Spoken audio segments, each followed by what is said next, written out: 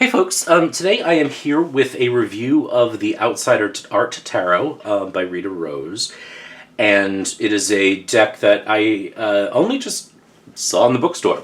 I was wandering around, and there it was. It is a Schiffer Red Feather deck, and this is a review of it. I have already posted some comments about this on Facebook, on Instagram rather, so if you saw my Instagram post, you'll know what you're in for. I'm going to say that this is a very mixed review. So if you only want to sort of hear positive comments about a deck, this is not going to be that. There are things I like about it, but there's a big miss that makes this deck ultimately a pass for me. Schiffer always has great packaging. Red Feather always has great packaging. This is no exception. It's really nice and sturdy. This little pattern is the back of the deck, which is super cool. The box is great. Overall, the publication quality is pretty good. We've had issues with Schiffer and their packaging with the cards. This does not have that issue, which is nice. And the book is really nice. You know, it's really nicely done. It's pretty typical tarot guidebook stuff, but it goes through the cards, and there's some spreads in the back. So here's the thing. Now, this is going to be a pretty short review. I'm sort of doing a few short review videos just for the sake of it. I love the back of this deck. The cardstock is weird. It's cardy. It's sort of glossy, but not. It shuffles fine, even though it's large. And even so, the cardstock isn't like great. It shuffles pretty nicely. So, in terms of a Schiffer deck, production-wise, I think it's good overall.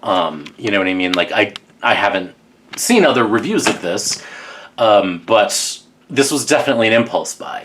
But in terms of production quality, I didn't have any damaged cards. They weren't all over the box. The box was deep enough to actually fit the cards. So these are things that we typically have issues with when it comes to Schiffer. There's no issue there, at least as far as I can see. I have looked at this deck, shuffled it. Obviously, I did post about it on Instagram. What do I love about this deck? I love the artwork of the majors and the courts. It's very cool. It's very outsider, as you might say. They call it brute style, and that's cool. The artwork in the majors and the courts is a delight, which is why the thing that I don't like about this deck is so upsetting. Not upsetting, but it's just disappointing.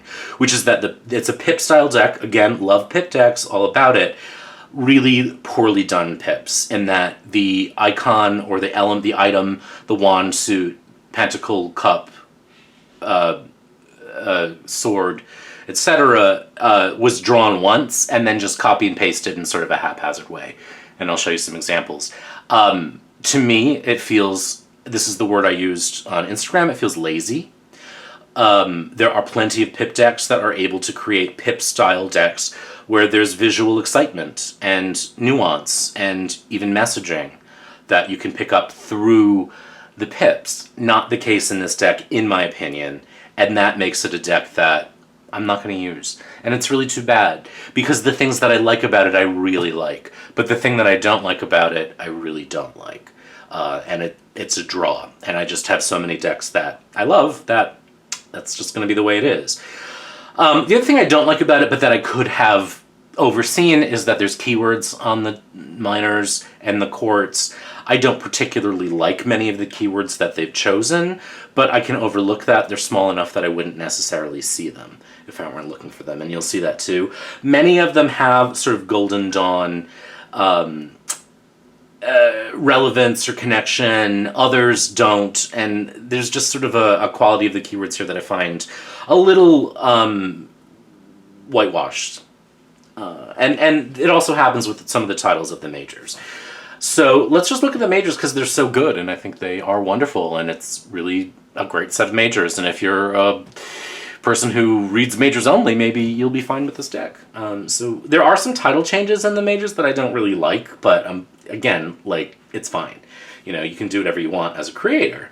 My reaction is I don't like that. But so here we have the Quest and the Fool.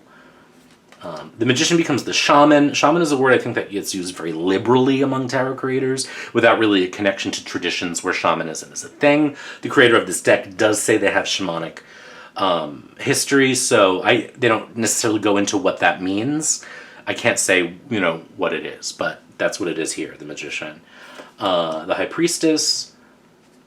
So I'll keep going along. Again, it's just this kind of cool, punky artwork, and the back is so cool. It reminds me of like 90s, like alt-rock sort of cover band, not cover bands, but CD covers, The scientist is the Hierophant. Again, it's not a choice I particularly like, because I think that, in a way, it's sort of the exact opposite of what the Hierophant... Science is the exact opposite of the Hierophant, in a way, for many of us. But, again, fine.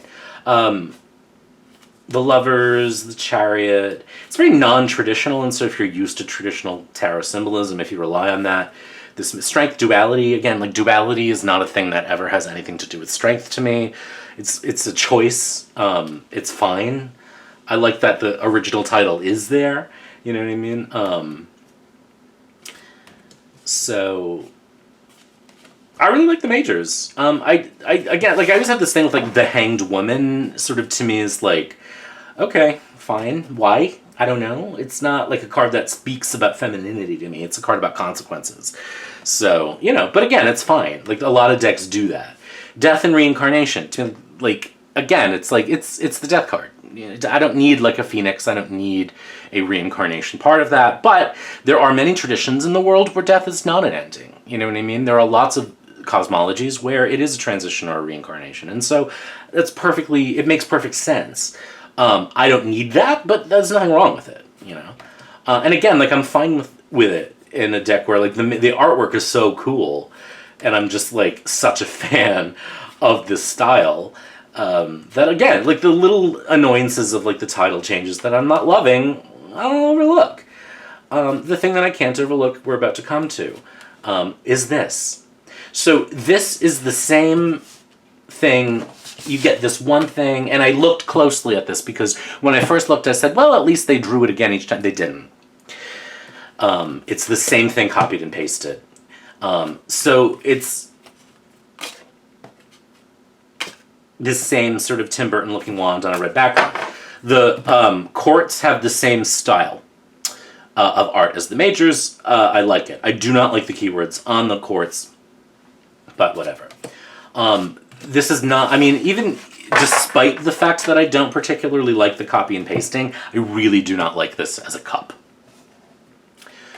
for tarot, Again, it's the same image, copied and pasted. Sometimes it's flipped. This is the mirror of that, but it is, if you look closely, this shape is exactly this shape. It is the same thing, just mirrored. It is not redrawn each time. It's copied and pasted. That, to me, is unsuccessful. Courts, again, are super cool. Swords. And then the Pentacles might be the most egregious. Because it's the same pentacle over and over again. Like, how hard is it to draw 10 pentacles? So, this deck is a pass, in my opinion, despite the wonderful trumps and courts. I really, really think it falls down with those pips. And there's other decks that I've had like this that have been disappointing. I think the Stone Marseille is another example that I can think of. It's just disappointing. So beautiful, beautiful majors. Maybe you should have just stayed a majors only deck. But as it is, the pips really are a downturn for me. So respect like hell the artwork that was made, the stuff that was sort of copied and pasted, makes me sad. Because this could have been a brilliant deck. So beautiful for what it is. The pips make it unusable for me just because I get irritated every time I see them. But that's it. That's the Outsider. That's my review. Quick review of the Outsider Art Tarot. Hope you enjoyed it. Be good. Take care. And we'll talk soon.